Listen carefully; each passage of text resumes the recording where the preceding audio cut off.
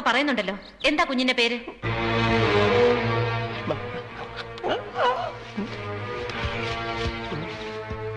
പേരിലെന്തിരിക്കുന്നു? ബന്ധത്തിലാണല്ലോ കാര്യം. സ്വന്തം അച്ഛന് കുഞ്ഞിന്റെ പേരറിയായിരിക്കുമോ?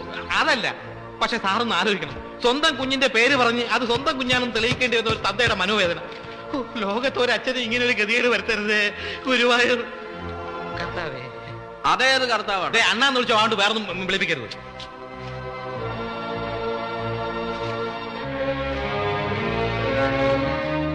അപ്പം പേര് പറഞ്ഞ കുഞ്ഞിന് തരും.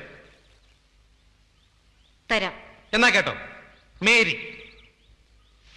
മേരി എന്നുള്ള പേരിലൊരു കുട്ടി ഇവിടെ ഇല്ല. മേരി എന്നാണ് ഞാൻ വിളിക്കുന്നത്. എന്റെ കൊച്ചു എനിക്ക് സൗകര്യമുള്ള പേര് വിളിച്ചൂടെ? എന്താ കൊള്ളൂല്ലേ പേര്? നിങ്ങളോട് ചോദിച്ചത് ആ കുട്ടിയുടെ ശരിയായ പേരാണ്. ശരിയായ പേര് മുത്തു. പെൺകുട്ടികൾക്ക് ആരെങ്കിലും മുത്തു എന്ന് പേരിടൂടാ? ഇട്ടൂടെ നിയമമൊന്നുമില്ലല്ലോ.